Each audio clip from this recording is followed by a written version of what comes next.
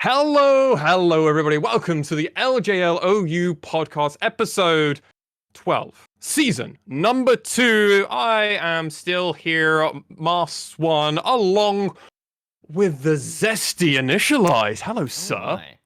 Hello, sir. Hello. How are you doing? Citrusy, apparently. Zesty is the way forwards. I'm appreciative of that particular compliment. Yeah, doing pretty well. Back in my familiar old environment. Which is nice to be. I know, it's nice to be back. He's literally honestly. like 7 meters that way. I know. And the man that's voice just came out through over to your ear holes is the vigilant Nymaera. Hello, sir. Ever vigilant against those that would disgrace the LJL Aside from when it comes to warding. Sure, yeah. Hey, actually, my ward stats are pretty good for a mid lane. I'm just gonna throw it out there. If everything else goes wrong, at least I'm seeing what's going wrong. At least you can feel confident in knowing that when your teammates did wrong, you can be pointing it out where they went wrong. Initia1ise, what is this podcast? This is a podcast where we fight to the death over the LJL and its superiority over every other region. Absolutely. Couldn't have said it better myself. And if that's the case, Nymaera, are we associated with Riot Japan or any of their partners? Sadly, they don't sanction blood sports, so no, we've not able to get that license. One day, we wish to bring the glory of ritual gladiatorial combat about the LJL in Global League of Legends to a more official stage. We're just waiting for Games Workshop to bring Blood Bowl and League of Legends collaboration, and then we can figure it out. Perfect. Till that day, we will have to wait and see, ladies and gentlemen. If you are watching this on YouTube, because we're starting to get people actually paying attention, hello out there. Like, comment, and subscribe, by the way. That's a big thing that I should be telling you people, and it's taken us this long to get there. Also, if you are listening to this on any of your audios... Next week you can do it, sir. Next week you can do it on the episode people will actually probably listen to.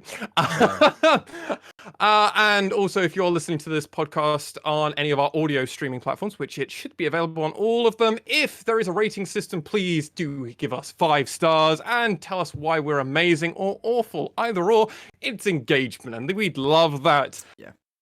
Also, you can find all of our own independent opinions on things such as Twitter and Instagram and the like by going to our handles below our faces of @MaskedSwan, @Initia1ise, and then all the way over on the other side over there, it's @Nymaera, or it's over that way. I don't quite know. We're both in the same direction for you. It's okay. It's to your right.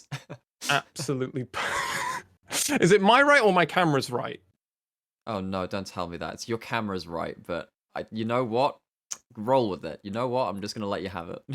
All right. With that in mind, I'm going to keep rolling with it and rolling in to the overview of this week's podcast episode. Gentlemen, we have got a huge banger of a series, a full 5-game set that we did not expect to witness. The winners was also unexpected. Sengoku Gaming versus V3 Sports. Following that, we will then have to discuss Rascal Jester facing off against the winner of this series. I'm not going to give spoilers for anyone that is just joining us for the podcast to get their quick tip of LJL action. And then the finals. Who will be facing Detonation Focus Me? Who do we think will win that series? And after this, ladies and gentlemen, I must tune you in now, because on Saturday and Sunday, we will be bringing you live coverage of both the semifinals and finals, with our finals having some special guests that I still need to confirm if I can announce them. So not on the podcast, but I can just say there are silhouettes, and you might be interested in their opinions. Yeah, they're great. I mean, if those two are agreeing with me, we've done something right. Three are in agreement. I know. When shall we 3 agree again in Thunder, Lightning, or in Rain? We must horribly misconstrued Shakespeare quotes. We will consult the Cabal and find out very soon, Initia1ise. But till then, we must go over to game number 1 of the series between Sengoku Gaming and V3 Esports. It always feels weird to think, in actuality, this is like samurai versus a high school. Like, it's always a weird matchup when you actually think about these two teams. in actuality, V3 Esports facing off against Sengoku Gaming, game number 1, and this was probably the cleanest game out of this whole series to begin us out. Sengoku Gaming come out to a 33-minute game. Wasn't the fastest one in this series, but it was a very clean one from them. Only Gango and NT dying for Sengoku, 20-2. And gentlemen, coming into this one, before I go any further, no one on the official stream, nor out of us 3 analysts, and only one person on our Discord actually predicted the overall winner of this series. Yeah. And of course, that's the Pope of PP God. It just had to be. We should never have doubted. His faith was rewarded. PP God gave his blessing and his power to oh no, that's why. It's the V5 to V3 blessing. Oh, I actually hadn't realised that. Figured it out. I actually hadn't realised that all this time. Oh God. Okay, so game number 1, gentlemen. What's your thoughts on this first game? I mean, this was what we were expecting for Sengoku, honestly. Crash gets off to a really good early start, but NT and Gango run over bot lane, and it kind of goes from there. Paz is left a weak side. Ramane and Crash actually play better around the mid 2v2 to begin with, and Cash Mugen out on the grave, so Mugen's put behind on the aggressive pick. Gango and NT kind of solo get away with bot lane going the Rel and Nymaera, and it kind of just snowballs from there. So it's almost what we were expecting right for the series, just in general. Yeah. Strong bot lane 2v2. Ramane had been improving throughout the playoffs and seemed to be on a good streak of form. Crash gets things going early. Classic Sengoku game in a lot of ways. I mean, I think one of the big parts, if you want to go a little bit further in that bot lane, is we saw Nymaera coming out, and this was the first time we've seen Nymaera in the LJL playoffs so far. Like, nothing in round 1, and this is the first time seeing it in round 2, unless I'm hugely mistaken. No, I don't remember another Nymaera game, and I can always go check if you want. But I mean, the big thing is that Nymaera, after like she just had her kneecaps broken earlier in terms of the patches. Had like slowly been like healing that horrible ligament damage later on, and teams have been reluctant to pick up Nymaera again because of course you don't have the defensive ability of the Wild Rush to use it on an allied champion or target now. Doesn't change the fact that your all-in damage is really good. So Gango and NT being a strong all-in bot lane, really good in those team fights. It's not surprising to me that it came back up at some point. I didn't quite expect it, as we'll see throughout the rest of the series, for it to be so high priority. That's what I was surprised about. I thought it would be... that's fair. Yeah. Ezreal. Ezreal was the big one, right? Yeah, Ezreal just didn't pop up in this series. That's a big one, right? I think that Jinx absolutely fine, and of course Gango's Thresh. Gango's Thresh. That would be Aphelios. The Thresh Aphelios. Rather came out from Sengoku a couple of times. So, but yes, if we're gonna go talk about this game, seeing the start of this Nymaera priority propping up, that's something which we'll have to track going later into playoffs, I suppose. We can use some old terminology in Nymaera. Put a pin in it. Put a pin in it. There we go. Yes.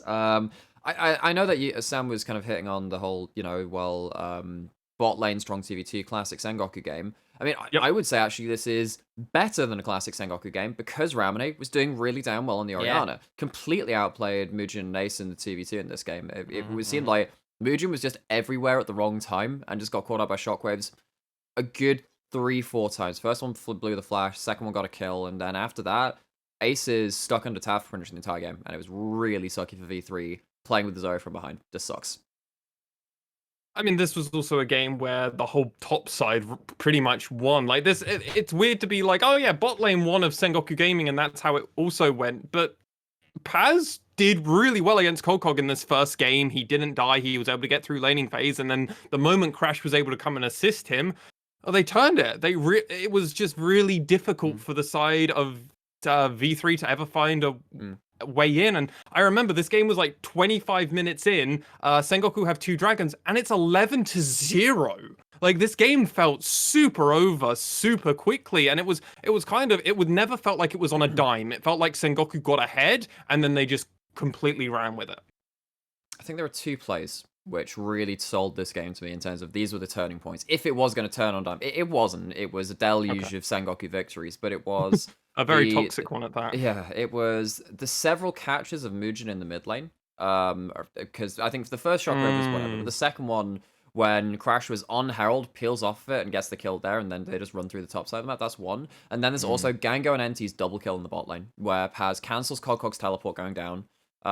Because this was initially a hook onto NT, but what we saw increasingly more and more often throughout the series is that if you catch Rel, you need to burst her out like right at the start of it, or she all-ins the hell out of you. And that's exactly what happened. Gango goes in. This is post-level 6, so he has the ultimate, and it's also post-level 6, so Paz has the ult to stop Cogcog's teleport on the bot side.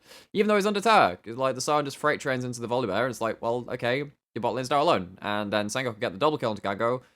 That's too much gold for that Samira to have, and it was difficult for V3 after that point.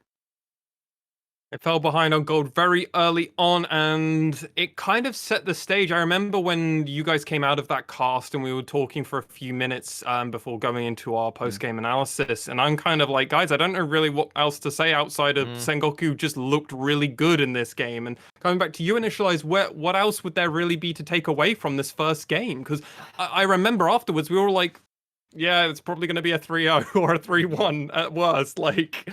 Well, so this was the thing saying, okay, it's blue side plus Sengoku got to play out their bot lane the way they wanted, and Ramane and Crash got to do up in a way we started seeing in the last series, but weren't convinced it would keep happening. So like, okay, that's two great things plus a blue side bonus, because that's just been really strong in the current patch and the way that playoffs have been working in the LJL.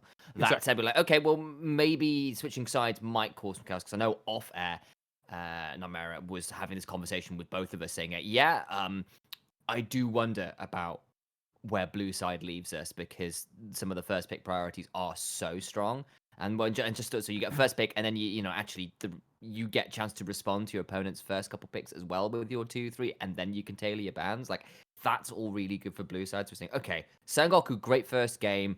It was on blue side though. Let's see how it works on red. But we were feeling pretty confident about it. Well, I'll come back to you for Nymaera for the last little bit. Well, so I mean, this is kind of a little bit of a tangent off it, but like in the LJL, who do you actually respect with the power of a counter pick?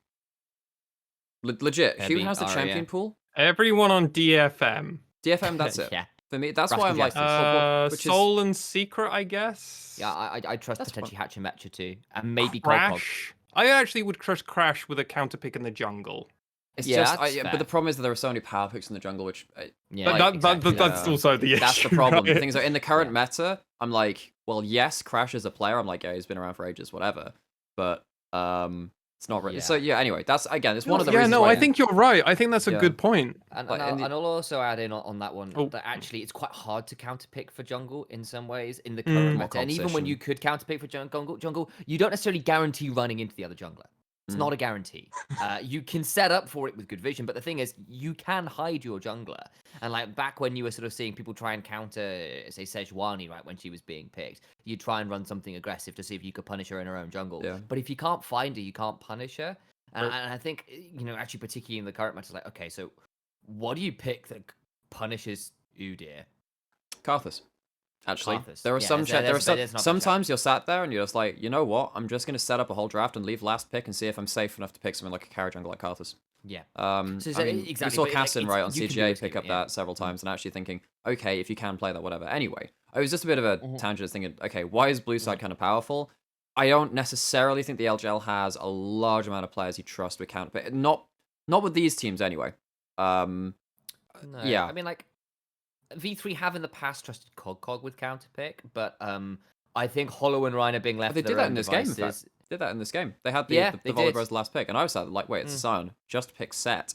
Sion can't do anything. The Volibear worked later on. Yeah, it did alright. I'm just like, I just really like set end to end.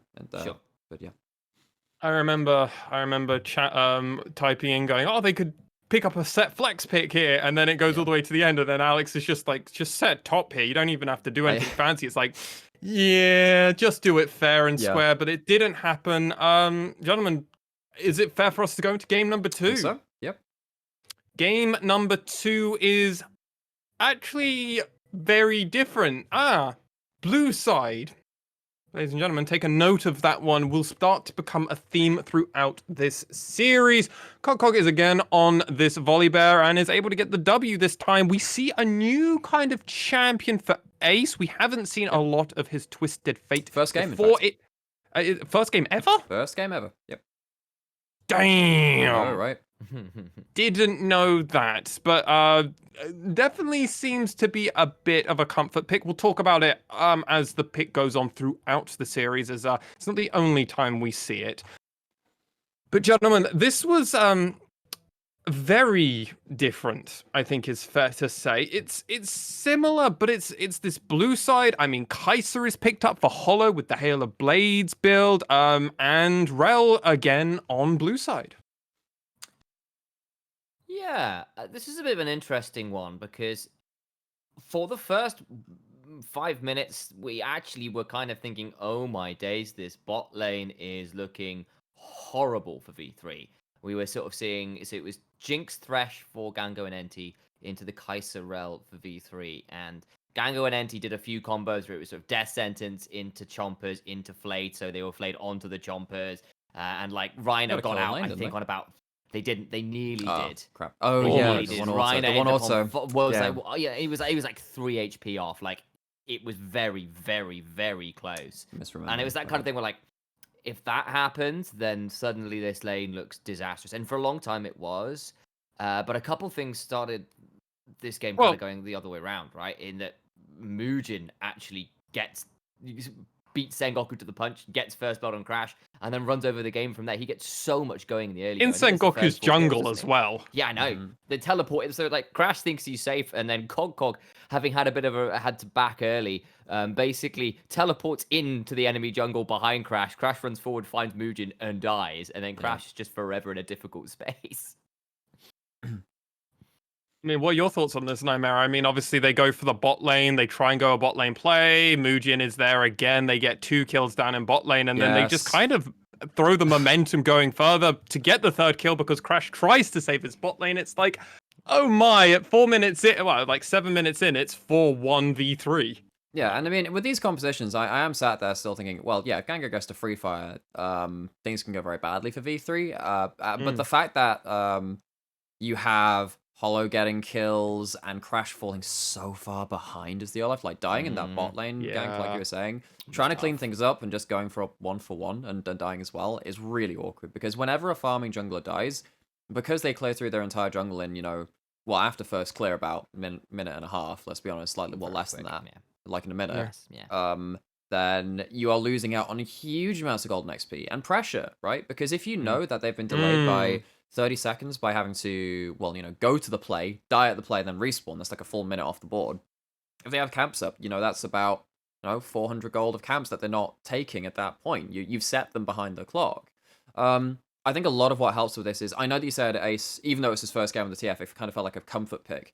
I think that's because the way that we've characterized Ace, this is the kind of champion where as long as his laning phase is okay, because NTF does have an easy way to kind of get through that with some matches, because he just throws wildcards, right? It's the kind of champion where he just has that omnipresence and his instincts take over in terms of his map rotations instead of everything else. I don't think that... So one of the things I noted about this game and Ace's TF was that it wasn't the overforcing TF, and we saw this to get some off, from...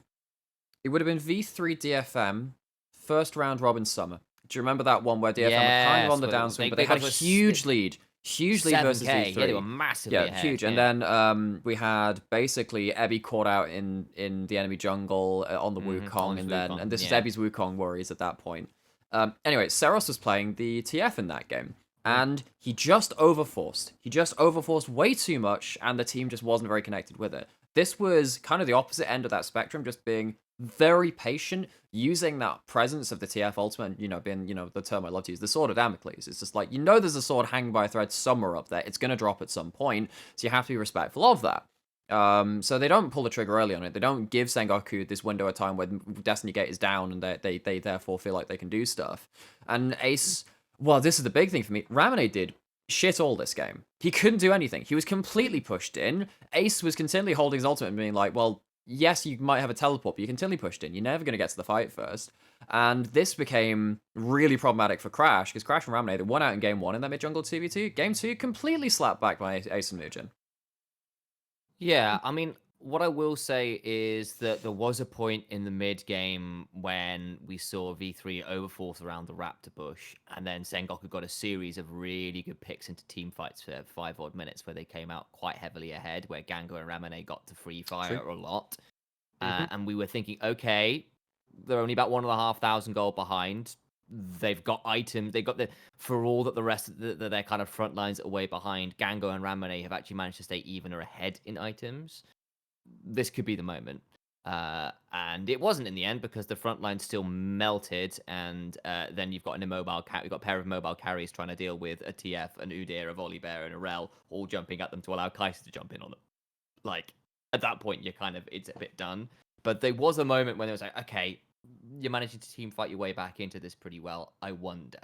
It wasn't quite enough, obviously. And eventually it was also things like where they tried to get picks onto the Rel. And while early on in lane, like, you could nearly kill her, by the time you were trying to do it later on to the game, she'd survive the initial CC and then be able to go, screw it, flash WR. Yeah. And like maybe you trade your life for it. I mean, Reiner died a few times in this game, but every time it would like be forcing like Ramune and Gango to like cleanse flash out best they could. And yeah, then you go, okay, well, we've gone 3 for 1 because I've still CC'd you, and yes, I'm dying, and yes, you tried to pick me, but it's cost you so much. I mean, it's the thing that I'm really surprised about, and this is kind of on the tangent of the TF, and I'm taking off this in a completely wrong direction, so Fair enough. Forgive me. But I think it's more on the fact of this Twisted Fate and Ace. Why is this the first time we're ever seeing Ace play this Twisted Fate when he was Twisted Fate was the 3rd highest presence champion at Worlds? We know he played it on the super server over in China where he got the highest Japanese player at one point until Boogie then overtook him. Ace was like one of the highest he was the highest minor region player for about 2 days on the super server for all of the all the people that have been brought in. And this is the first time we're seeing this. He went back to the Galio. We've already said our piece about Ace's Galio infinite times at Worlds and everything, so we're not doing that. It's just interesting. Why do we think it's now that might be starting to think? And, okay. And then, do we think, minor spoiler, it's going to be a critical part of V3 moving forward? Oh, almost certainly. Because the TF is they've got the confidence to bring it out now, right? Like, remember when we were going into play-ins last year and we were wondering about what's going to happen with like Akali, Lucian, I guess Orianna, and Syndra was like the one kind of thing where I was like, he actually showed some laning skill on this. But like, there are a handful of these champions. The TF is obviously in there too, where you do just need to be very rigorous on your laning mechanics. You just got to be good at laning sometimes. And TF wants to get control of that lane and then, spread that pressure from there outwards. Ace has typically picked champions which can kind of cut the corners on that. Something like Set that just doesn't really care for missing a wave, or Karma, which can just instant clear the wave anyway with an alt Q and then just speed off somewhere. And also things like because you have the extra movement speed, you're just very quick to get to plays, and then Galio does the same thing, right? You wave clear and you get the hell out of dodge. This seems to be, and this split actually in general, because the amount of Orianna we've seen from Ace 2 seems to have been a step in a new direction for this player, which is a bit more on towards those priority on towards those champions which have typically been harder to pull off in lane. In this game, though, I think a lot of it is through to what Mujin was doing too. It's the mid jungle really supporting Ace and then allowing him to unlock himself. Okay. On the other side of it, Ramune didn't have the champion pool to counterpick it, and didn't have the laning prowess to, he didn't have the ability to slowly scale up and get into this game. Again, he didn't really leverage his the advantages he did get, which is kind of, there is the flip side of that. It's like Ace played really well and then just slaughtered the map with it. Ramune also did very little with the free time he was given in lane. And this is just another global champion, gentlemen, that we're going to be seeing V3 add to the lineup. Yeah. We know that Nocturne's a flex pick between top, jungle, and mid, really. Which is weird, because I would expect it now to only be played top or mid. I'm in a weird world at the moment, guys. I'm so not used. This isn't my League of Legends from Season 2 anymore. This is a new game. Nocturne mid. It was briefly played in Season 4 as a counter to cast him. It was, and that was cool because super hot. Yeah, Rise is another champion. Yeah. Twisted Fate is now there, and obviously the Galio has been arguably his defining pick in the LJL. It'd be interesting to see how that goes forward, gentlemen. I think this series we've already covered enough. There was a few defining plays, and then we went on. Game number 3, though, was a rather strong performance from Sengoku Gaming, especially around some of these critical team fights. Yeah, it was. Sengoku got to be on blue side again. Well, nothing happened for 10 minutes, remember? No, exactly. And what did happen was basically Hollow goes back to the Jinx. Yes, Reiner's on the rel, but this time Gango and NT go, screw it, time to bring out the Athelios Thresh, which they then promptly ran over the lane with. Got to start off with Cull, got ridiculous CS leads, lots of early plates. It all went really well. Ramone got to play Sylas into Seraphine, Lilia, Jinx, Rel, Aatrox, all fantastic ultimates to be stealing. Crash had a much better start. Like, again, this was much more out the bot lane, don't get me wrong, but oh, this is how I remember this game. Nymaera thought Orb didn't work on Seraphine. That's right. For God's sake. Oh, yeah, that's right. Why is he building a Oblivion Orb? He's building Morello. What does it build into? Remind me? Morellonomicon. That's why Ramone has it in this game. Yeah, exactly. I knew I had it right. Sorry, Alex, I had to. I was like, what? I was like, why is this? Oh, now I remember how I remember this game. I'll say the one bright spot for this game for V3 is they had one great team fight around Soul Point, the third Drake, where Cog got to layer up on a Seraphine ultimate and murder everybody. So he got a few kills, and that was great. There were 2 good Dragon. Problem is, they tried to do it again later, and then they got pulled apart in 2 different directions, and the stolen Seraphine ult pulled all the key members away when Rel. Oh god, that was a sick play, like, we've got in, and my other carries are currently dancing to a stolen Seraphine song. Like, this is not good. Yeah. That's not it. So of course there are a couple of things about this draft which are really interesting. So you'll notice that Ramone is on Sylas. And Sylas has been creeping up in the meta as... Yes, that's true. If not a power pick, as a really strong response pick. Because you can pick it into... I mean, I know that Cloud9 TL had this big Sylas priority. I don't think it's good as a first pick. I think if you can respond with it, though, it can be very, very strong. Particularly into stuff which is... I'm trying to remember what the best ults are, because there is like a tier list. Gangplank's up there. Seraphine is definitely up there too. Hecarim is awesome because of the AP scaling. Basically, I look at what...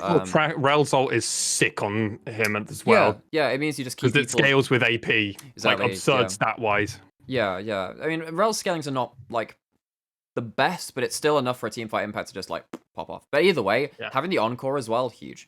So they had a really good response pick there. I was, again, a little bit perplexed by V3 kind of picking that their top lane counter picks were a little bit whatever for me. So and this is this is a draft, by the way, where Seraphine comes in as pick 4. It's not even first pick ban, which is a horrible... The whole series, I mean, I was so tilted by, like, V3's banning Seraphine on blue side. Neither team wants to pick it in the first rotation because they were picking for priority bot lane, effectively. That's what they were doing. But still, Seraphine's really strong. And one of the things which V3 kind of didn't manage to do in this game, which they did manage to do in the one before that, was they didn't manage to pressure bot lane because I think they ended up not really having the same champion which could exert pressure on bot lane, because the Seraphine just doesn't really do that. Having a TF, at least you threaten the ult, you threaten the gold card and whatever. But Ramone was pushed in, lost some CS. Yeah, it doesn't really matter though, because Ace wasn't really moving out to do much on the Seraphine. So maybe that's a pick we should have maybe gone down towards the bot lane a bit more, but then again, that doesn't affect your TV2 as much. So maybe we're seeing why V3 are not so comfortable with the Seraphine. I mean, the Seraphine felt... I don't know, like, Seraphine's just such a good pick. Like, you just have to get to a mid to late game. I mean, I'll be honest, I think Ramone made up for a large issue of his mistakes in game number 2. He really kind of rectified himself. I'm remembering that very specific moment where Ramone steals that ultimate that we've already mentioned off of Ace. And it's that exact spot, right, where he's just zoning Cog, and Cog is the only way V3 can attempt to win a team fight, and Ramone is just like, I'm just gonna poke you, and then he's like, I'm just gonna kill you, apparently. And it's like, oh no, Cog moves into a position, that ultimate comes across that you've both mentioned, and it was over. Like that, the game was actually just over. They get 3 of them, 4 of them. it's 3 and They a get the half, right? Drake, and then it's over. Like the game is Yeah. actually just 'Cause- weirdly over at that point. Because this is after Kogok got that triple kill around the earlier dragon. It is, yeah. So at that point, it's like, oh, Kogok, maybe Kogok can do some stuff. So he goes to deal with Ramune, and then he just so Ramune uses the Aatrox's body to extend the range of the Seraphine ult. And it is just the most catastrophic timing for V3 because it's just as bad that we're about to go in. So Reiner, flash W Magnet Storms, and there are 2 people charmed walking the other way, and he's like, oh shit, what do we do? 0 follow-up, and V3 just gets torn apart. I mean that's how the game ended. I mean, initially, if you got anything else you want to say about this game number 3? That's pretty much The it. base I mean, fight, I again, this suppose. is the game where you see why Gango's Aphelios is super feared. It isn't as clean for the rest of the series for a number of reasons. I mean, coming back to you, sir. This was Sengoku match point. How confident can you remember us, all of us? You can speak on definitely on my behalf, at least. About going into the last game potentially, and will Sengoku take this 3-1? We were feeling pretty damn confident, frankly, because it was 2-1, and even the game 2 is like, okay, yeah, it was Crash getting a call out early, but even then, the lanes were going really well, particularly in bot lane. They nearly fought their way back to a place where they could win it. Like even on the red side, where we said, okay, maybe a bit weaker, they were still showing competence in a way that in this game, V3 looked kind of shut out. So it's like, okay, feels pretty good. 2 great wins, 1 close loss. Should be a 3-1, right? He says, looking back. I mean, I thought it could go to... I think I remember saying on the desk, actually, because of the way it's been flip-flopping between blue side wins, I thought actually it might go 5. But then still Sengoku have blue side in game 5, so it's still probably Sengoku winning, right? Particularly after that bot lane performance in that one, I was thinking, okay, Gango and NC have turned up with their primary combination. They'll make it work somehow. Narrator. They didn't. We will have to wait and see. As game number 4 was upon us, gentlemen, and, well, it actually worked out exactly how Nymaera expected it to go. Blue side flip-flop. Jesus Christ, I've got burger sliders on my brain, dude. I keep looking at them and I'm like, man, I really want some sliders. Anyway, we don't have them in the UK, so it feels bad, man, sometimes. Feels bad. V3 Esports slaps Sengoku Gaming in a really cool game. Like, honestly, this game number 4, weirdly, was fun as F to watch because Hollow just pops off. But honestly, Mugen and this game also isn't possible without Ace's Zoe. And it's so nice to just see this. It's like, it's just this is, I don't know. I felt like I was watching summer V3 again. I thought it was 2020 V3 and it got parts of that out. And I was just really, I was a bundle of joy at the end of this game. Who wants to take it? Yeah, Who wants to cover this one? Yeah, so we saw the Zoe again, and this is such a good juxtaposition from the earlier game of what happens when a Zoe is ahead on a mountain rift or behind on an infernal rift. Like, just the terrain and the amount of walls to play with changing. Brutal. If you're playing in the enemy jungle and that's what you want to do with extra walls, your bubble travels further, more angles to hit things on. You have ways to just really tear apart, pretty much anyone, right? We saw in this game Crash pop his Ragnarok just because he pathed badly, like a good 5 or 6 times. He didn't get to use it aggressively like once. Yeah, he Well, remember, Crash gets caught out, and Ace gets first blood on him before 4 minutes in, and basically steals Crash's blue buff from his dead corpse, and then mid lane's are just fucked. Ramune is like, how do I do anything? And we get to see a masterclass of Ace just kind of showing how you can try and carry. Yeah. I mean, Crash died. Sorry to cut you off there. Sorry. No, I mean, Crash died twice early on. Like, it's another one of those games where Crash falling behind early is a disaster. Yeah. And then the really big thing for me is just like, this was the return of like awkward weak side Gango. It's versus Nautilus, who has that, kind of the coin flip hook catch out potential. But Hollow and Reiner really took the 2v2 to town this time. And this is the first time we've really seen them do this well in 2v2 for a while, actually. Because this is the first time I actually think they straight out just won the 2v2. First few weeks, really. Yeah, exactly. And given that, then you've got, Ace who gets first blood, kind of already off to the races, bot lane being V3 centric, and then top lane just being a non-factor because it's double tank between a Sion and a Cho'Gath. Like, that's never going to get net you game-winning advantages. And you can't even gank that well with the two junglers you've got. You just don't kill them. This was just V3 just running over the whole map, right? What were you really hoping for? You were hoping that maybe Olaf can bail out bot side and then you get some turnaround plays. And there was a pretty big TP player down bot side, if I remember right. I'm trying to remember when... Yeah, Paz ended up teleporting in, but he's tiny Cho'Gath and he has to flash out. Yes. But that's the kind of point where, like, Gango and Enti were trying to go aggressive, trying to push out, but they just can't because of the TPs, because of the pressure that Ace has got. Again, Ramonade being pushed in on the Victor, just not being able to do anything. It felt like V3 had started adapting to how Gango and Enti just relentlessly push, and they use that when they know that they're safe.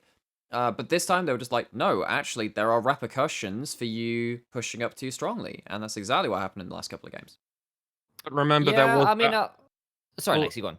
Oh, I think there was that one moment to kind of continue on this play where Sengoku almost found it. 24 minutes in, remember when V3 started that Baron and then they peeled off to go around? Gango went for the 4-man Infernal ultimate with the Aphelios ultimate, but Hollow Windwalled it with Samira, and I was just like 3 times actually. And what happened over a few games, because it basically was Gango's Aphelios into Hollow's Samira a couple games in a row at the end, and the Samira was blocking maybe half of the Aphelios ults, but considering how critical they are to team fights, it made such a massive difference, and it really hurt Gango's ability to both sustain and throw out damage from safety. Because a lot of this game was call out around Barons, and there was that huge one which blocked a 5-man the Mega Infernum bomb. It blocked a 5-man, and you just had them like, that could be legitimately the turnaround for the game. Didn't happen. Yeah, and I'll also say that, actually part of it is, Ace and Mugen doing a really good job about coming down bottom, making things difficult down there, especially because of how Crash fell behind early and was then really in trouble in his jungle. But I really don't think Gango and Enti played lane poorly. I really don't. I really want to give praise over to Hollow and Reinhardt more so because, actually, Gango's going forward to get the wave because of the guns he has, and he needs to be able to at least keep it relatively safe. And he's got Enti way back by his tower with Lantern available to be able to keep Gango safe. He's got the, and you think that should be fine. It's done all the time. It's why you're seeing it with things like Jinx. It's why Aphelios Rush has always been a good lane. It's because you do have this option to keep the Aphelios more safe and give him easier access to the wave where normally he just wouldn't be able to touch it. But this time, Reiner basically gets to just hook him out of the Lantern. It's not even before the Lantern. It hooks him mid-Lantern dash. Like, that's really hard to pull off. And it just puts Gango, at this point, Gango's staying relatively even, honestly. Like, they died the once, I think, because of a good... Yeah, they died in a once 2v2. Yeah, and I think Mugen came down as well. Halfway through, yeah. Yeah, so like it's kind of like, okay, so this is problematic. This is good stuff from V3. They've managed to punish down here. They've got to kill, and then the jungle's here to make it worse. Like, that's great. So that's a good start. But at this point, Gango's still ahead in CS. He's managed to go back and get a cull, basically playing safe, looking to scale up, and he never gets the chance to come back in. No, right? Because he dies then. It means he can't shove the wave out. The wave gets shoved in. He loses 2 waves to tower. Hollow gets another kill. He's already been fed. He's managed to stay even. Samira early on in lane isn't great, honestly, until she gets a couple levels and some AD. You do have the Nautilus. Flare. Yeah, you do have the Nautilus. And honestly, at this point, she's got a bit of AD. Flare has great AD scaling, some crap base damages. Like level 1, literally 0 damage. 0 base damage is hilarious. I mean, this was just a game where V3 got those leads and they just pushed it absolutely pedal to the metal, right? Yeah. Like, Nymaera, have you got any other last thoughts on this game? I think that V3 ended up again orchestrating the game towards the strengths of their win condition in terms of we can just play around Baron, we can look for picks, we can look for everything. I think that this showed a couple of things. What does Sengoku do when Ramonade isn't a pressure point? And if he's not, it seemed to be a real struggle for Sengoku to really play around a lot of the map because it meant that Crash was then not really playing with the same level of support that he was used to. Kind of like what Blank did last year on Sengoku. Different members, same problems, I suppose. And Crash in the series, he underperformed for me. I think that Crash in the losing games was a liability. And the fact that he was playing stuff which needs to be ahead, really, stuff like Olaf, really sucked. I also, I'm a little upset with Sengoku not using red side as well to pick stronger top side and maybe play to a different side of the map for once. And it just seemed like Sengoku were like trying to just do the same technique again and again, but V3 adapted to it, whereas Sengoku just stalled out. So, I mean, And obviously it goes into game 5 and we'll talk about that, but Yeah. I think that Sengoku showed a bit of rigidity in their playstyle, which we thought they'd broken come Super Week, because they had some really good top side centric games, but it didn't come out here.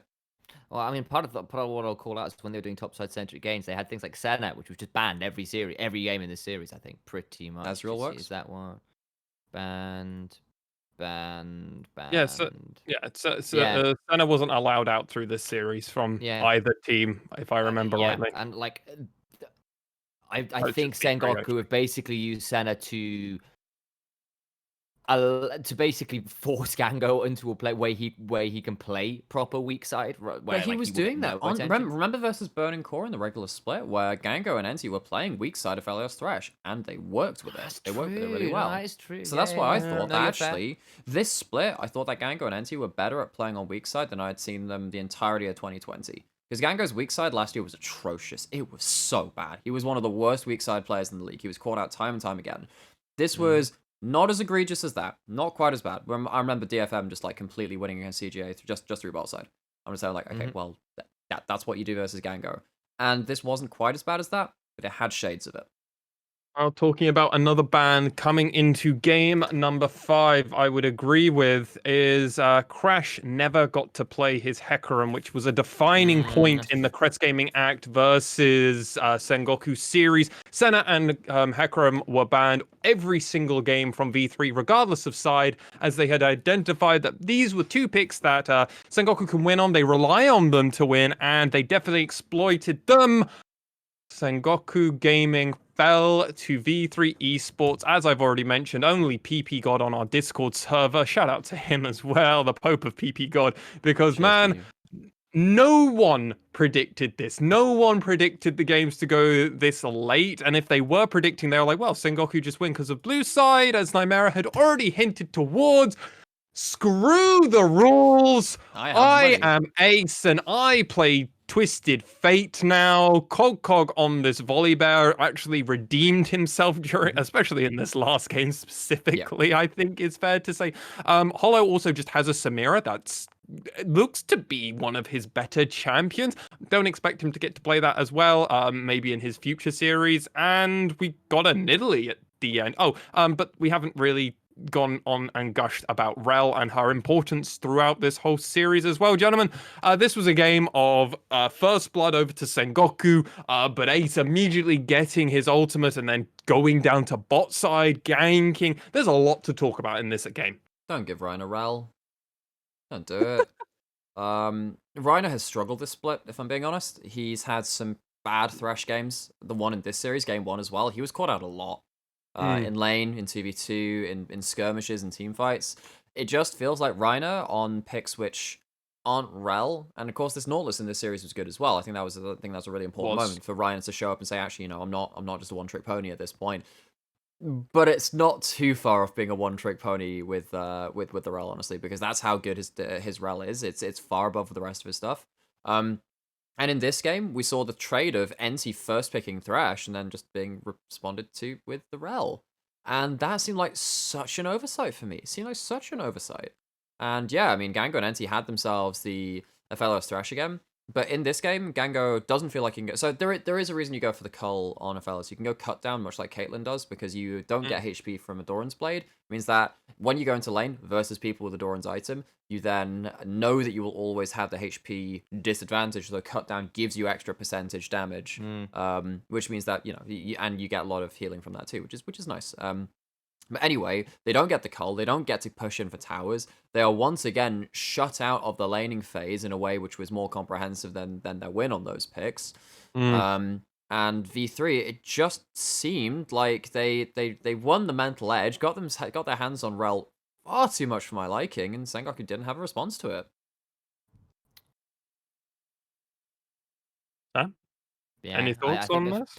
Probably fair. I think it started okay. Crash got a great start. It felt okay in the laning phase for a bit, and then Ace started being able to get out on the map. Cog was proxy farming. Bot lane ended up not getting the advantages they wanted as much, and then there was come towards the mid game, sort of things like Reiner just getting to flash onto Gango, and Gango In thinking that he's bot safe with the lane lantern. dive, yeah, Yeah, that was when he thinks he's huge. going to be fine because he's got when he tries to flash out, but it only gets him just the other side because Reiner's placed it well. He's having a really good time on the rel. Again, I don't think he looks that good on a number of other supports, but the rel in particular looked really strong, and the Well, Nautilus actually, certainly I'd had its love to. moments.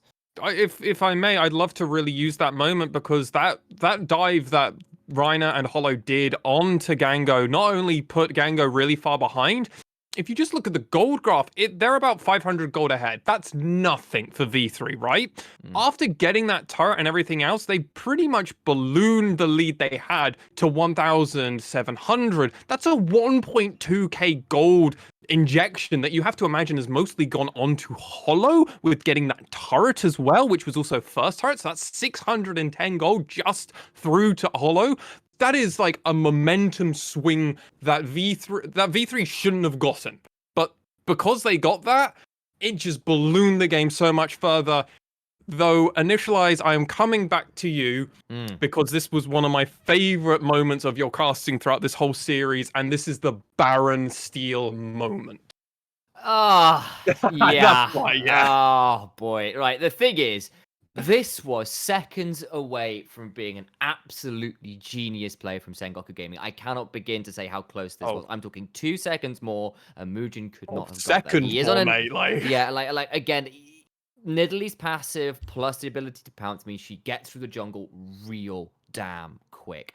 But she was on a reset. Sengoku have got a couple items on Gango and Ramune apiece. And yes, there's been some issues, but once again, they farmed well. That's never been an issue this game. They've hit their item points pretty consistently, even if they've not been ahead of the curves in the way they were when in their wins. yes. So they were there with an Aphelios and a Rise, with an Olaf and some, a Scion there to tank. Like, that is a great opportunity to shred Baron down. And they basically say, okay, Mugen's on a reset. We can do this. And they are 1-2 seconds away from being able to get it down before Mugen can get there, but he gets to flash, pounce, spear into the Baron pit and gets to smite away and gets to steal. Yes, it was a bit of a flip from Sengoku, but they were down a little way. They're down about 2k gold at that point. Yeah, exactly. They were down a dragon as well. Oh, yeah, that's so, right, so, yeah. so it was basically after this Infernal Drake where it was they'd gone 2 for 3, but the Drake had gone the way of V3. So okay, they've gone on the reset. Yeah, that was respawn go. That was when so what happened was this was a fight where they were posturing around Dragon trying to get mid priority, and Gango didn't have flash like a good 10 seconds or something. It was close to coming up. Rel had flash. Gango gets flashed onto by the Rel. Yeah, this is the bot lane play. Yeah. This is the mid lane play. Mid lane play. So this is where Gango stood outside that mid outer turret, and Rel finds the engage, and then Gango goes down super early. Ramone's online at this point on the Rise and makes things difficult, but then Ace follows up with gold cards. Cog still has ult on the volley bear, and they just kind of don't manage to ever turn around the loss of the AD carry early into that fight. And this was kind of like, again, where I started questioning whether Gango had been just a bit mental boomed, I suppose. Not that bad, not that bad. But like, I know that Sam was talking, saying, well, actually, they did have Cleanse and Lantern. They had some ways to disengage it. Didn't have Flash, though, and Magnet Storm is, it's like the old Galliol. It was like the continual reapplication of the CC. So even with the Cleanse and the Lantern, you do keep getting stuck in that most of the time because of the tick rate of that ult. And for me, it just seemed like Gango didn't quite understand where it was safe for him to be and where it wasn't safe for him to be. Yeah, but that was something which I felt like happened between, particularly this game and the last game, more than it should have done. Yeah, like, I'll say with this one, at this moment in particular, like, he does cleanse and he does take the lantern and he thinks he's going to save V, but NT's not far enough away. But the thing is, literally, NT's not far enough away and NT had flash. So there's a world where NT flashes to get distance for the lantern. At least I think I'm recalling that. I might be. I mean, at that point, we're also talking about scenarios where you've just got to have all. It's got to be instinctual, right? Like, yeah, you exactly. can't... So the thing is, and you it have looks to like it's that. And the thing you is, have to know that you have that's a play that can come in. You know that Rel has everything up.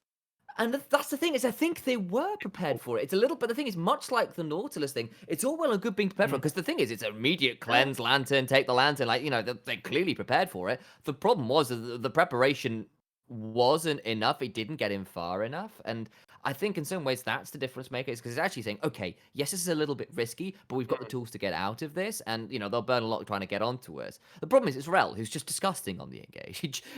Yeah. And like, Ban Rel. like, it's little things like, okay, so you've cleansed and taken the lantern, but the lantern's not taking you out of the magnet storm, like, or if it has, it's just the edge and it's not far enough. And it's like, okay, so that preparation wasn't enough, and I think that's the read that I think that went wrong. Is like, okay, we've got these tools, we've got cleanse and lantern, that'll be enough to get us to safety. It wasn't, and despite those defensive tools being used, they didn't offer enough. And I think in some ways that's the read. It's not necessarily because in some ways that's the correct response, right, from the Aphelios, if you're getting sort of caught there, or I just don't think you can walk up that far. The things that, like, again, I think that Gengar... Yeah. Anyway, so obviously that's a bigger point which kind of maps the whole series for me, and how I thought Gengar was playing from a position of weakness, not strength, and being in danger. I think that game 2, when he was on the Jinx, was a really good example of how he played from that on the other side of it, though. So it wasn't throughout the entire series, just a couple of games. Anyway, this fight goes pretty badly wrong for Sengoku, and then after that, they basically just say, all right, we lost the fight, lost the dragon, we quick reset and go straight towards Baron, and then the Baron shenanigans happen, so they kind of like lose 2 big things back to back, and that was just too much for this game. It was. The gold graph after that point drops into absolute oblivion of a 4K gold lead. Then for V3, a few minutes later, they get a few turrets, they get another Drake. They then have to... They fight, they let the game go on for a little bit longer. They might have been able to force this game a bit faster. They didn't really push their Baron, but they were able to get the Dragon Soul. They then go for second Baron. They just play around the map, and there's a moment that I highlight about wave management. Even though that V3 and Ace specifically were very far ahead, they decided to basically use the fact that Ace had double teleportation, obviously one through his TF ultimate, and obviously the teleportation itself as well. He pushes mid, and then V3 start the Baron while Ace is on vision to Sengoku going, I'm just going to throw cards and let's get this mid-turret down. They get mid-turret. The moment that happens, Ace immediately teleports straight over, goes, yeah, let's get full vision on where they're at. They get the Baron, and then they just collapse upon Sengoku Gaming, and it was like, oh, V3 are now on, and Sengoku feel like they've completely turned off. Like, they're just in survival of the fittest mode. It's not like they're thinking with their brain. We weren't getting any crazy huge rise plays. We weren't seeing Paz try and find some weird flanks and trying to do something with a Scion ultimate. It was a bit all over, and really, can you blame them? They were pretty far away from this game.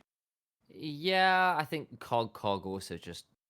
the monster on that volley bear. Yeah, again, like, this is where we saw the volley. Like, this was the second game, really, where we saw the volley bear really work out. Well, night and day, really. First time he played it, got dumpstered. Second game he played it, he dumpstered. Yeah, and this time again, like, he gets to proxy farm, and it's always a bit scary. And the problem is, at this point, like, you're trying to play versus Twisted Fate, Rel, Volibear, even in Italy, honestly, to an extent, with no vision, when you're already on a sort of low rate, when you're on low range for your characters. Actually, what we did say, there was a point where we're saying, okay, Ramone and Aphelios, Ramone on this Rise, Gango on this Aphelios, sorry, clarity there.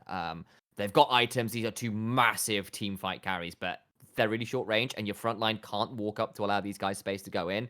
He stands a single gold card. Everyone else dives in. Yeah, you got cleanse or whatever, but he only gets you so far, and you just get murdered.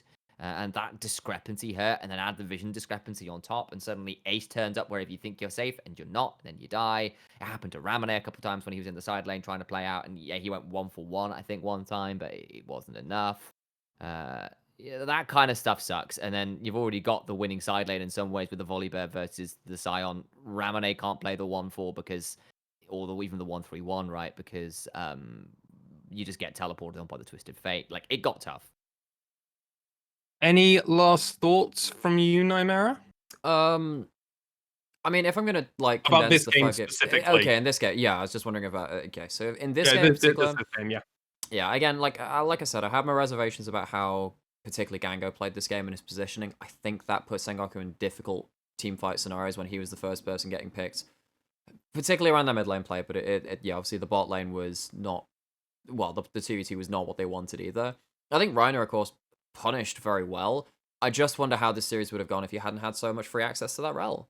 And in this game 5, you can see what Reiner was doing every single team fight, threatening huge stuns and knockups and all the rest of it. And against TF, against Rel, and also just the amount of time they buy up for Hollow to start getting rolling on the Samira, very hard for short-range carries like the Aphelios and the Rise to work.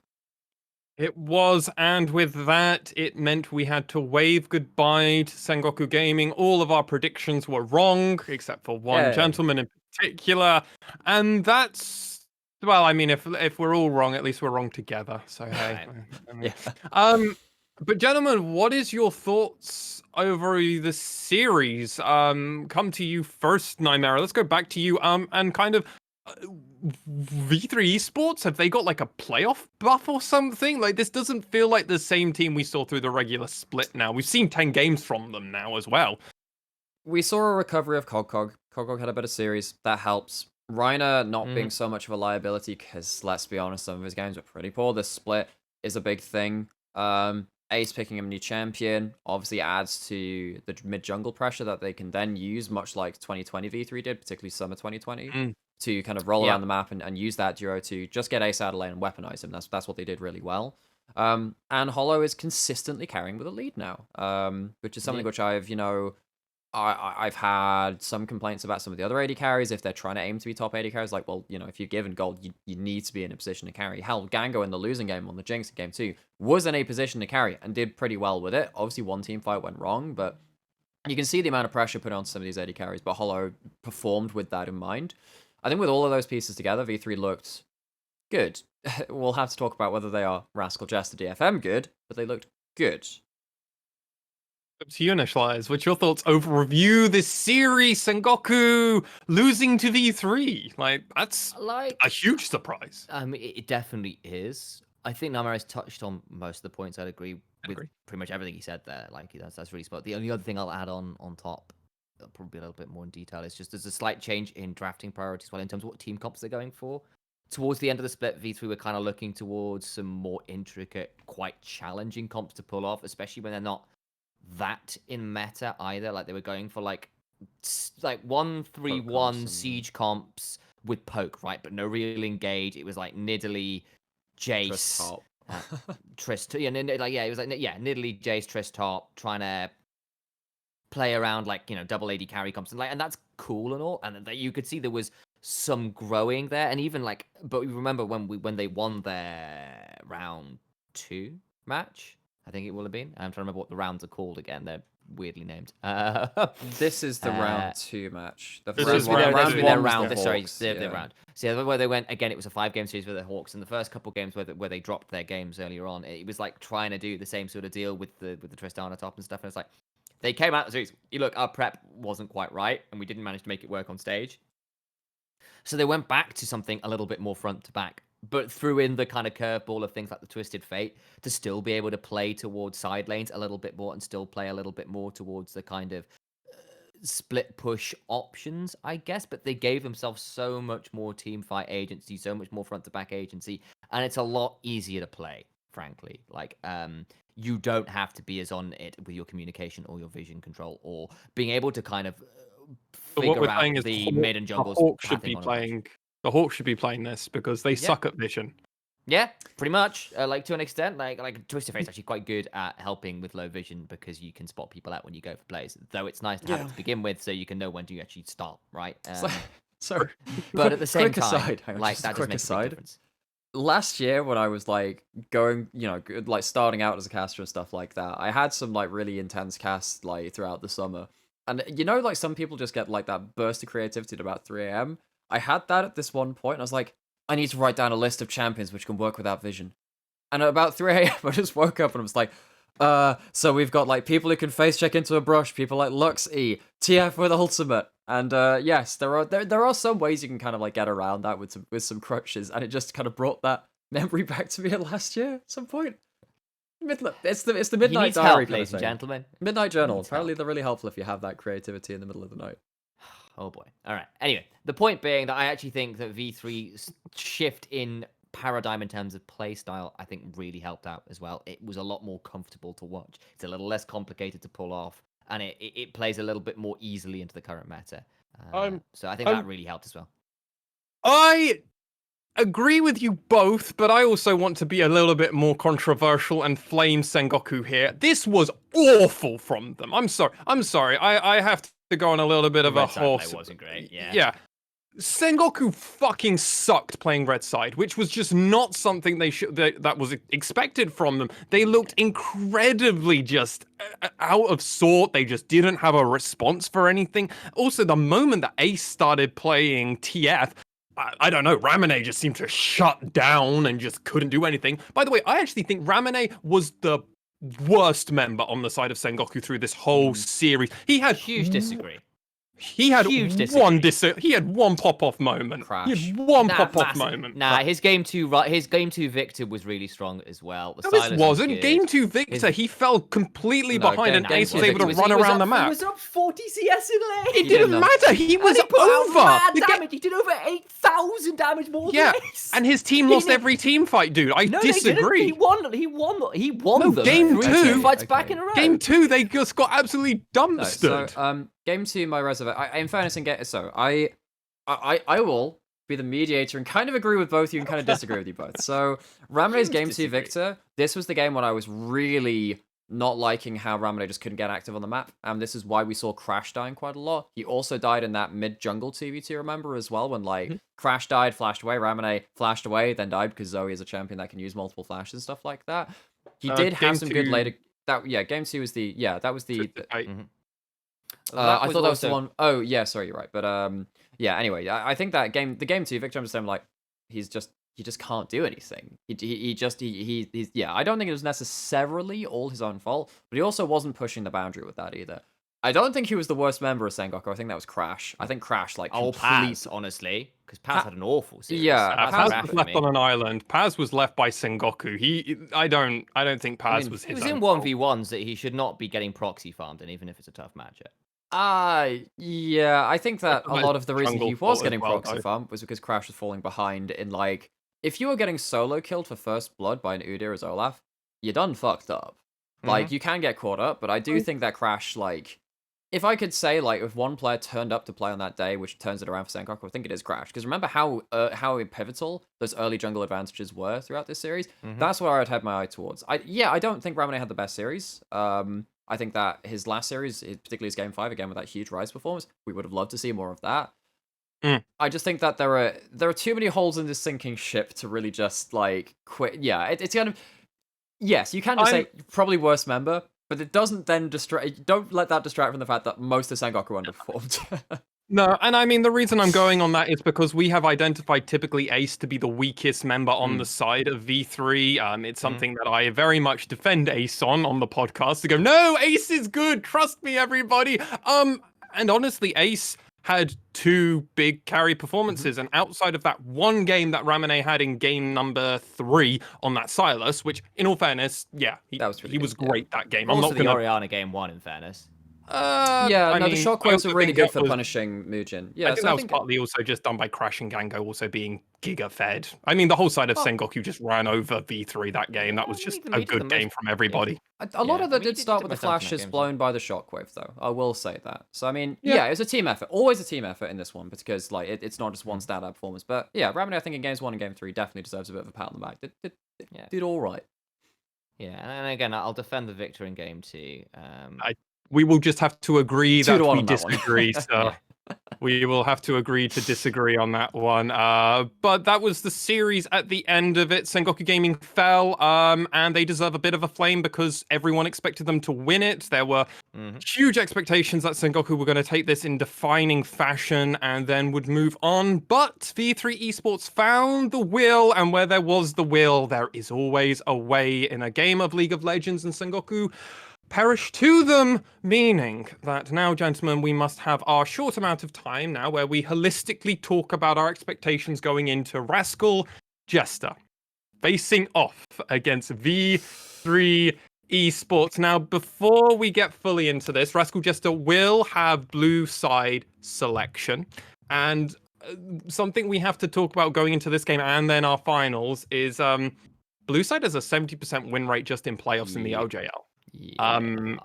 Yeah, and Hecarim has 100% presence and 100% win rate. Just take it from me. The one time, well, the two times we've seen, I think we've only seen 2 losses on red side, right? I'm trying to think. Oh, no, I can't remember the first round matches. So I know that DFM beat Rascal Jester 1 time on red side, and then 2, 3, 4, 5. 1, 2, 3, 4, 5 wins on red side. Okay, way more 2 from Sengoku against Crest Gaming Act, 1 from the Hawks and V3 in their series. Game 1 for Hawks, game 5 for V3. So okay, then it's V3 can always find it in game number 5 apparently, and Hawks just was the weird one in game number 1. Yeah, so I think that the key games for me, because obviously the teams remaining in, obviously like V3 winning on red side, that's an anomaly. I think that again there are a lot of weird draft priorities, as you know, why is Rel up here and whatever. I don't think that's the best indicator for red blue side power in that game in particular. I think that when we look at Rascal Jester beating DFM on blue side, that was DFM kind of being disrespectful in their own regard too, but Rascal Jester using blue side to get themselves a load of power picks and just like not really leaving themselves out to any egregious counter picks. Whereas like DFM, when DFM win on red side, that's when we start seeing the counter pick potential coming up more. So for instance, Top in LPL, they're probably they're a more red side centric team and a blue centric meta. They just have the individual capability to counter pick everywhere. So if you want to have a look at, how they play around red side, that's probably a good way to see how you do that. I just don't think the LPL outside of DFM has a good red side team right now. Because, well, they have Arya, they have Ebby, Utapon's got weird champions too. I mean, it seems like they've got all of their characters. I'll put in an aside saying I do think the Jesters have some options, because I do think certain players on that squad do have the ability to pull out some weird pocket picks. Hatcher Metcha probably foremost among them. And I think Sol and Secret probably have some tools there, but like counter picking AD carry last is a bit of a weird thing to do considering where the power picks are in the current meta. So I'll throw Rascal Jesters in there as a potential option. And I think V3 towards the beginning of the split could. I think they had to readjust how they wanted to play the game, which saw them fall off towards the latter half of the split. But, they do have people like Cog who you can give up counter pick to. But, those counter picks have to work. And I know that the ones they did have, like the Tristana, had some merit in terms of in isolation, but they haven't got the team comps around it to, I think, make it function right now. I mean, gentlemen, this series, how many games do you both feel like we're going to get here? I don't want the winner. I don't want your expectations of who's winning quite yet. I just want to know how many games do you think we're going to see? 4. 4 games. 4 is safe. Okay, 4. So we're going for a 3-1 kind of side. On the assumption then that would be the winner would win a game on red side with that expectation. Yeah, I don't think that. Even though V3 won game 5 on red side, I think that all of us are probably leaning towards Rascal Jester favored. I do think there is a bit of a divide between Rascal Jester. There's a divide between Rascal Jester and DFM, because DFM have kind of like that cut above. We saw that in the Juggernaut match. It just seems like DFM, and then DFM Rascal Jester. They pip DFM to the post when DFM are being disrespectful, but then it's DFM when they're not doing that just seem to be unstoppable. V3, I just don't think they have the options. I think that blue side might end up, but even then they don't play Seraphine and they have to blind out on blue side. This is why I'm like, probably Rascal Jester probably win a red side game, because V3 do play Seraphine. But not well. They had Seraphine the last game, but not well. That's fair. They've banned it on blue side. They lost with the one game they picked with it. They don't flex it to Reiner. Whereas I think that Rascal Jester, they do flex it, right? So I look at this, I'm just thinking, V3 just don't have a handle on the meta power picks the same way that Rascal Jester do, and I think that'll hamstring them. I also think a big part is also Cog hasn't been having the crazy carry performances top lane. He's also just not been allowed to play a lot of carry champions. We only saw one game that was at Aatrox where, he didn't get to He Well, tried. I mean, He tried, but he got yeah. gunned out by Ramune. I So think- like that was just a part of the nature of it. Whereas Kinatu on the opposite side, Rascal Jester just like, dude, if you think you can carry, just go for it. We trust you. He played Camille versus Ebby, gets the 1v1 That was a kill. great kill as Remember, well, actually. and remember, Ebby is our gold standard. That is the man that we always Absolutely. compare back to in international play and everything, because he's our best performing top laner ever there. Sorry, Paz, have to be honest here, mate. But Ebby is our gold standard, and the fact that Kinatu is a 17-year-old kid, and he's like, yeah, sure, I'll play against the best top laner in the whole of the LJL. Let's go for it. I mean, Initialize, where else can Rascal Jester exploit V3? Because that's where we're coming now. Because I think it's fair to say we're all Rascal Jester. How can V3 stop that, or is it just over? Is it already over before we go in? I mean, I think part of what the series versus Sengoku showed is that V3, if they want to deal with a very potent duo lane in the bottom side, need to be able to play around Hollow and Reiner, either by getting some mid Russian jungle mid. picks that can come down there, or having picks that can, or prioritizing these guys in draft to a certain extent. Sure. Which means that largely Cog then ends up left Second fiddle. Yeah, exactly. Means Yeah. you can't run things like the Tristana as easily, which I think could be a bit of a problem versus Rascal Jester, because I still, while I think Hollow and Reiner are decent, I think they've proved that over the last series. They've actually won. They're good lane at this point. They definitely have the ability to carry. I think Sol and Secret have largely been I think they're the best bot lane in the LJL. probably. Yeah, they probably. I mean, like Duo- Gango and duo. NT could have had that conversation as well, and they've definitely had some points in lane where they could have said that. I mean, But the I only think Sol reason and I Secret are perhaps another cut above, I think. And It's weird because and- we do have to put an asterisk here because Kazu and Yutapon is a very special thing, right? yeah, they don't that's technically weird, count. man. Like they've been good, but like they've also had some problems. And like Kalsi's great when he can make plays. He's not great when he's having plays made on him. But Yutapon at least is always good. Yeah, like that exactly. And there is something about the fact that Utapon is able to play with his coach and still be the best AD carry. Crazy. It's just really aggravating for everybody else in the league.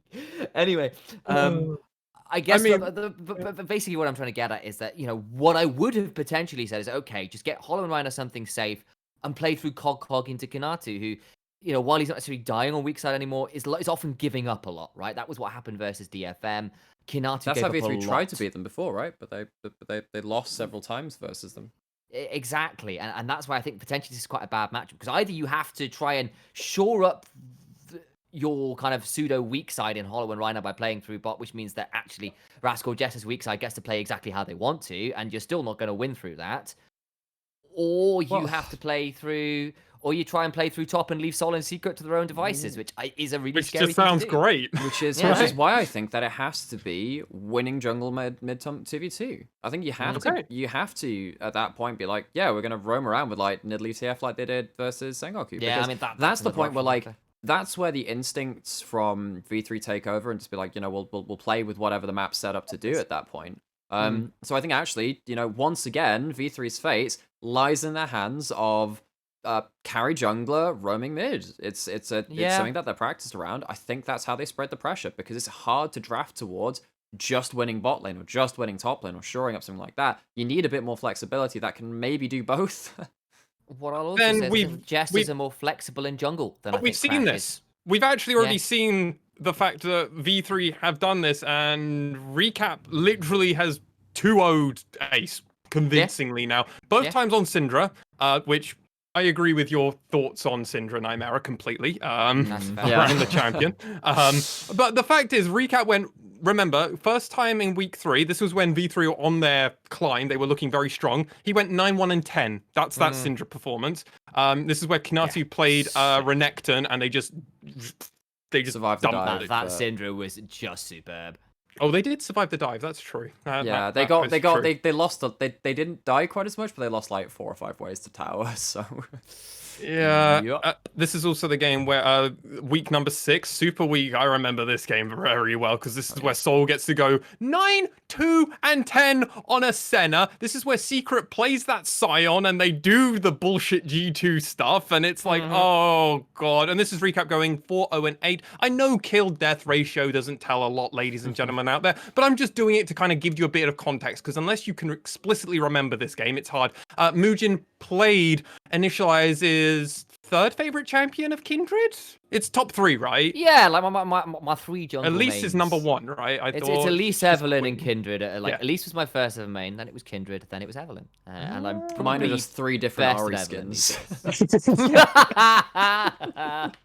And mine's just Diana. I'm just Aw. like Diana.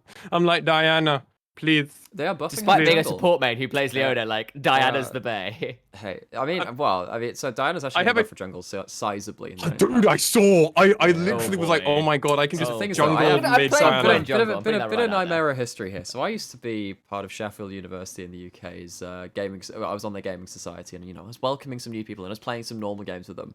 And someone came in that was like pretty shit hot at jungle, and he picked up Ezreal jungle just on the patch where people were discovering him. I played Oh. Diana jungle 0-12. Oh, I was just like, wow, this is going to be a fun game. And I'm like, this is not cool. I discovered Fervor of Battle Ezreal, and it was not good. It was not. It was not strong. I mean, that champion got a world skin for Ezreal Yes. jungle. Haru has an Ezreal jungle skin for Sengoku for. It's the same initial. It's nearly the same initials. It's Samsung Galaxy. That's who it was. Yep. There we go. I mean, let's be real, gentlemen. We all believe Rascal Jester are winning this series. I think my current prediction is 3-1. I'm just checking the prediction table. I'm trying to remember if I've I need to do mine actually.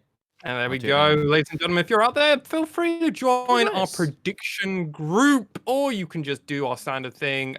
We are going to see if we can try and run something in the Twitch chat for round 3 and finals to try and just get a larger population. It might just have to be a Twitter vote. I'm not sure. I'm actually gone the full 5 games at the moment. That was me last night. Currently, me on the podcast is thinking 3-1. Maybe I've been We'll see. brainwashed by the others, or maybe I'll stick with the Good, 5. the Maybe hive I'll go down to a mind. 3-0. Absolute hive mind. We will have to wait and see. But gentlemen, I think we've covered enough around Rascal Jester V3 Esports. We'll probably talk about them for about 15-20 minutes before the actual first game will be happening. On the casting desk, it will be myself and Initia1ise for this one, and Nymaera will be hosting. As for the grand finals, of course, Nymaera and Initia1ise will be in the booth, and I will be hosting along with some other special guests. Indeed. But let's actually talk about our expectations for the grand finals, gentlemen. So if we assume Rascal Jester win, right? If we go on our current prediction of 3-1 Rascal Jester, and we assume it's confident performance, I'm trying to think of what the best kind of analogy throughout the playoffs would be. Similar maybe to DFM Rascal Jester, where one game it was kind of their own fault to losing, but the rest of it was like, yeah, no, Rascal Jester looked clean. I think I'm just trying to give best case scenario for Rascal Jester here going into the finals. Or if V3 win, it's the exact same way. Let's just say that, whatever. Do we think anyone can actually beat DFM? If V3 gets through, that's rough, buddy. That's rough. I think that. I mean, Cog is not awful into Ebby.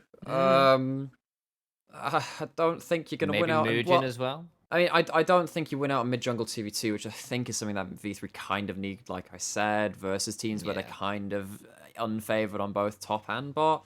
So I think V3 looking a little bit doomed unless they. Well, I think they're pretty doomed versus Rascal Jester, like I was saying. Like, I suppose it's a world where Reiner gets to pick up engaged sports and keeps consistently punishing Kazu. Like that's He an needs to option, regain his maybe. form though. And and again, if Mugen can do a lot Yeah. with the lead, we've seen that before as well. I think part of the problem though is a lot of the picks that have helped facilitate Mugen go towards certain picks and certain things has been Ace being able to get out of lane kind of relatively freely. I think mean- Arya has a champion pool that will punish things Ocean. like Twisted Fate a significant amount more. Or he'll pick it than- first. Yeah, Because actually, if obviously Ramune DFM were went on blue towards- side, they first picked TF. Remember, it will. was I mean, it was banned against him like half of the games in summer, even though he didn't get to play it once. And I'll be honest, lads, I expect if it is Rascal Jester that make it back to the finals, Arya's just going to be like, right, time to keep pulling out my assassin ocean that I just have. And Yeah. Recap just looks at it and goes, I don't know how Kiana to play into that. Twisted Fate. Oh yeah. Like, he's Let's just going to go. look at it and go, let's go. Like, I'm just going to kill you 3 times. Well, Like, ironically, TF is not the worst into Kiana because at least you can pop ult to stun them in the That's true. grass queue. But even then, Yeah. like, if you have to pop off True, that, actually, yeah, fair point. you're pretty boned, right? And also, just like Yeah. Prowler's Claw Kiana is so fun using the minion taxi and stuff. Anyway, we talked about that on a I previous want to podcast. see Arya play Yone in the finals. That's all That could I work. want. Yeah, that could work. Particularly if you're playing control mages. If you're going back towards your Orianas and your Victors, then yeah, Yone is actually pretty good versus them because every time your E is up, the move speed you get to chase down and just beat them out with auto attacks after the first rotation's down. Yone just craps on stuff like Syndra, Oriana, and Victor. We've only seen one Yone, right? We only saw it once all the way back in week Yeah. 1 when we saw Zed versus Yone. Yeah, it was from Dash versus Megaman. Yeah. Yeah. I'm pretty sure that's the only time we've seen it, and it lost, which was Yes. not a fair thing because Yone literally got countered. It's like, okay. Yeah. Whatever. By a Zed mains who like play against Zed mains, it's tough, buddy. It's a particular experience. I know, I love playing as Zed mains. It's really fun because it's interactive at least, but then still. Anyway. Yeah, you either win the game in the first 10 minutes or you've lost the game. Well, Or you late, give up like late, you give up like a late. double Shuriken trade, and so it's like, oh bugger, now they can like all in at any point. Anyway, I just think that DFM, the onus is always on DFM to outplay themselves because they have too many options. They have so many options, and there's a chance that they try and big brain themselves too much. But like, just given that their champion pools are so large, they can play around anywhere, play any style they want. They could even sub in. Well, yeah, they could sub in Saros and Gang if they wanted to. I mean, maybe they do that in the finals for one game. I don't know. I mean, they could if they wanted to. I mean, in the they got a bit dumped on by Rascal Jester in the regular split, the second round robin, but the last week that when they were playing that, they looked really Yeah, good. they looked They looked good. really good. Yeah. So actually, I mean, then it's like, well, DFM, either of their iterations probably win finals. Bless you. Almost bless you. He's trying. He's trying so hard. I think I'm good. I muted the mic because I was like, oh, I don't know. Yeah, no, I absolutely agree. I mean, gentlemen, so DFM win. Is it fair to say we're all saying DFM win? I see Initia1ise has already put his prediction in. The Calling it. stalwart DFM fan. You still owe me a shirt from last Yes, year. I'm all aware. Maybe it doesn't cost 100 quid. Nah, that's true. I forgot that. Nah, that's true. That's but how actually the- real. How the predictions are currently going, I think we're all set up to just owe everyone one. We're just gonna have to each buy the other one's a shirt at this A point. handshake and a drink. Remember, I won predictions in summer. I'm not sure whether that was like, and I'm You not did. winning. And Lexi's ahead in this one, so actually, it's looking like we're getting the trifecta. And then we'll just have to buy gifts for one another. It's like, oh, thank you, well done. Oh, thank you. It's not so the secret Obama Santa. meme. Oh no, it's the Obama meme. We're giving each other Oh medals. yes, the medal. Yeah. Yes, very good, very good. Oh, very good. Oh, you're well done on your predictions. Sir. Oh yes, very good. So we're all predicting DFM to win. Yes. Now we have to talk about the really awkward subject. We will talk about this to absolute ad nauseum, and everybody's going to grow tired and probably stop listening to us. But it is time that we start the very quick conversation of fuck, man, we got screwed in our MSI group. Fuck. Like, Depends how look you at look at it. compare Group A to our group. Compare Yes. Group B to our group. We got fucked. Yeah. So for the audio listeners out there, Yes. our MSI draw as it stands will be Number one LCK. seed. Yeah, number one is LCK. We got number one seed from, well, of course, it's number one seed from LCK, the number one seed from NA, which is looking likely to be Cloud9 or potentially Team Liquid. I suppose would be the top two there with an outside chance of one like TSM. Cloud9 in particular, I think probably quite frightening for us. That's not it's going to happening. be LLA, who of course might well be something like Boogie, which is kind of fun in its own right, but there's some good teams out there. And then it's us. Infinity looked really good in their series, So, and they really did. But so I that's think Furious will take it. So yeah, again, Lexi's been watching significantly more about it, so he's the guy to keep an eye on. So Furious, potentially the guys that be joining. So that's probably Damwon Kia, Furious, and Cloud9. That is I mean, plus potentially Detonation Focus Me, I think is absolutely what we were expecting.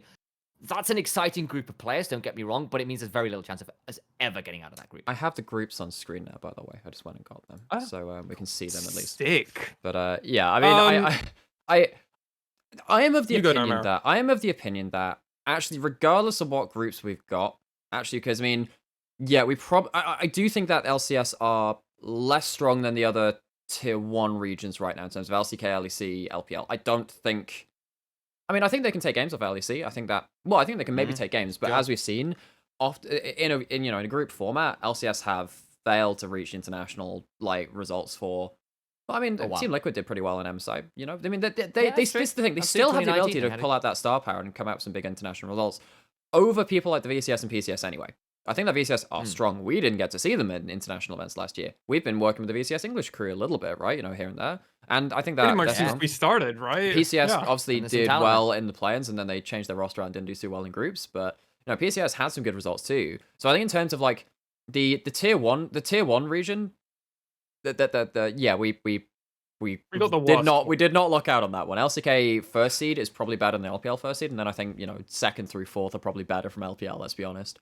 Yeah. LEC, yeah, they would have been bad too. I think regardless, we lose against the tier one. But it's the having, I think- it's having yeah. two major region teams in Yeah, there sucks. Right? exactly. Like And then- having as far as a second like a second pool team to go in there, the LCS is the worst of that bunch. Yeah, so And, then, but then and like even you look it's at like the so I actually think from a certain perspective this is the best group draw we can have in a holistic vision of what happens when we go to Worlds, because we know that DFM, if we send them, Yeah. that's who we're expecting, will not have their full roster. Arya will, well, you know, at MSI will not have any international experience before that. That can often be a bit of a hamstring too. So what I'm looking for from this groups is this is actually a pretty good variety, right? I think that LJ should aim for third, honestly. Get experience against Showmaker, against Perks for Arya in that mid lane, and then see if we can take a game off the LLA. You know, if we can do that, and if we're Dude, against Boogie as well. Top Loop has been popping, by the way, over Yeah. in the LLA for Furious Yeah, Gaming. exactly. Like, if he beats him, that's legit huge, because he's the like one of the big prospects to try and move over to the LCS after summer. Like, it's insane, the kind of talent over there. And Arya could beat him. Like, I agree with you. I think that Arya. What I'm hoping is that if there are international jitters, worries, it happens now, and that at least he gets the experience. Because it's like, remember when Perks just walked up and auto attacked Jensen to death that one time in LCS. Yeah. It's like, wait, he just W'd forward and forced the flash, and then just auto attacked him with an ignite. It's DeMonte, wasn't it? But like, the people, it was DeMonte, yeah, it wasn't Jensen, yeah, but like, Did he just walk up to him and down smash? it's like the players that do that are faker. They're people like, you know, Knight, Rookie. You need to play against them sometimes on an international stage to be like, all right, then you bring that back to your home region. That is exactly what we want That's an Arya MSI to do. champion and a world champion. Exactly. Showmaker and Perks. Exactly. Like, that's pretty far. That's damn good going. And world semi-finalists and world finalists in Perks too. You know, this guy, and you know, he downed RNG in that best of 5 in 2018. This guy is legit. Yeah. So and then of course, speaking to LLA mid laner, that would be really big to then be like, we have star power in the LJL. Don't sleep on us. And hopefully that means coming into play-ins, we then have good experience on a team that got slapped. Then they come in with Gang, and they have a better bot lane 2v2. Gang's already had international representation, so if the rest of the team, it's just Arya that I'm looking at. And hopefully, they can come up with third. It's only top 2 that go through, so yeah, we don't get through to the main stage. But you do get to play against a top-seeded team that the LJL has not done ever. We've never played against the tier 1, like the seed 1 in this before. Not from the LCK, not from proper the competitive. Yeah, I mean, they played against stuff like C9 in play-ins before, which again have been pretty formidable, but never played against LCK first seed. So like, yeah, this is going to be a shit stomp, but it's hopefully one we can take a lot from, and coming into Worlds with DFM if they do win Summer, which again, I would think that would be best for the region because of the ceiling of their skill that they have. Having Gang in the roster for you know, Utapon and Gang coming back as that all-star bot lane. And then having Arya with international experience versus some of the best mid laners in the world, maybe even the best player in the world in you know, Canyon and Showmaker as well. LJL hopefully will gain a lot from this experience, even if we get our shit stomped. Yeah. And I want to put a point here. If LJL and LLA can break their differences and work together to bring down the LCS, and if one of them can take their slot, we don't care. I will cheer for our LLA brothers if we can take down the LCS. Because we're just like, fuck yeah. If we lose to LLA and then we both be LCS, oh, that'd be wonderful. I mean, like, because this goes, right? Because either this is a big confidence builder and actually you come and you're competitive, or you're not competitive and you take that back and go, okay, our playstyle in the LGL is not working. Yeah, exactly. And there's certain, and there are certain pond, things right? that the DFM do in the LJL. Like, we just win every lane. Like, I get to run a Kali with Ignite top, and like, that's not bad into Gnar, by the way. Like, it's a good option. Yeah, it's actually not awful. But like, but it's that kind of thing where you an option. Well, like Didn't you know, Rascal do that in LCK? Yeah. I can't remember. So, Yeah, one of the Rascal's LCK done does it. Wonder tried it and won a game versus Mad, but again Mm. didn't look practiced on it. But like again, like it's you know it's something you can definitely do, and it allows you to bring AP and threat elsewhere on the map. Where you Yeah. don't want to always play tank stop. Anyway, the point being that you know if you can bring that and then still perform on it, fantastic. If you can't, then it also says okay, it's great having these picks, but we need to be able to play other options and still be competitive if we're going up against the likes of Showmaker or Khan or Perks or Blabber in the jungle has just picked up, you know, Kindred and turned up in poor old Steel's jungle and run him out of the map for the last 3 minutes and everybody's here. Oh God, why is this happening? Like, there are just certain things you can't get in your own region on the same level that you can at an international tournament, which is just like practice against teams that are shit stomping everywhere else. And this is the time that hopefully DFM will be able to do it. We hope that V3 we're going to be able to at least do it. It does seem like at least some of the members of V3 have definitely kept some of that momentum. Obviously, Boogie and Ace I would use as the main two highlights that have really kept the momentum and kept improving. Obviously, LLA, Boogie's been over in the LLA, and I've been paying attention to hear that, like, at least Furious Gaming and some of that stuff as best I can. It does mean I've barely followed Korea, but I mean, fuck it, it's Boogie. It's probably worth it because he's going to be in the LCS soon enough, and then I get to just be like, wait. That's the dream. That is the dream. That is the dream. But also, yeah, I completely agree with everything that we've said. We're not going to get out.